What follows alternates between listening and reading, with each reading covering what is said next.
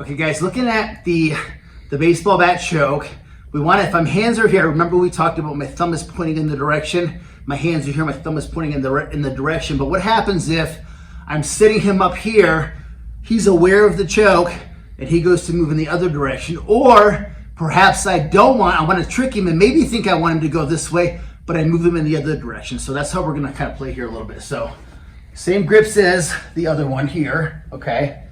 I get into my position here. Now look, I could get him to pass this way, but maybe I kind of switch it. So look, I'm gonna lift up the collar, I'm gonna slide this hand to here, and then this hand to here. What you don't wanna do is just let go. So look, I lift it, and I turn, and then I turn. Okay, so I was here, I want him to go this way, there's that thumb pointing, but then I lift it. I switch, and I switch.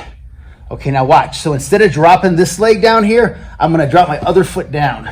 So see how my left leg is up against the hip there? I'm gonna drop it down and I'm gonna push him back with this leg. Now right here, now freeze right there for a sec. I'm gonna take my knee, okay? And I'm gonna take this knee right here and I'm gonna bump his body back towards my head. I bump and I turn my hips. And see how that gets me in that nice position to finish the choke? That bump is key, so really dial in how I'm pushing against that knee there, or that knee against his hip. So here, 1, 2, 3, I bring him down. Now look, I could even switch my grip right here. Boom, boom. And this is actually a nice little drill, just practicing, you know, getting good at maneuvering those grips here.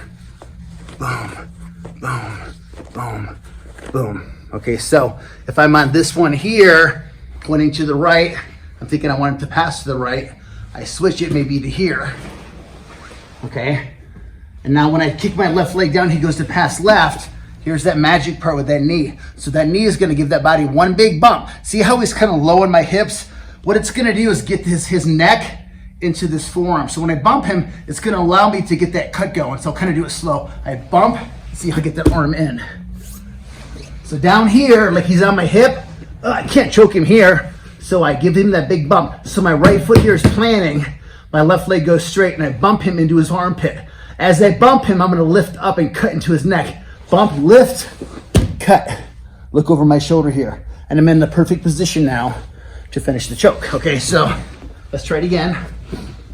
This is real nice because it adds multiple layers to this one technique. So you're not just like, I'm in the collar, I gotta get him to go here. I can now switch it to the other side, and I can create a lot of confusion with the choke. Okay, so here we go. I'm down. I start to switch it here and here. Okay, I get him to drop to the other side, or maybe he passes there. I bump him, and then I turn him. And now I got him exactly where I want him. Boom, there's that nice choke. So that's a great way to either adapt on the fly, or maybe even use that kind of as your setup here, right? See how I'm switching it here? I get him to pass, he goes to pass, go ahead. I bump him forward, and then boom, we're right back in business again. It's a really good little technique. Os.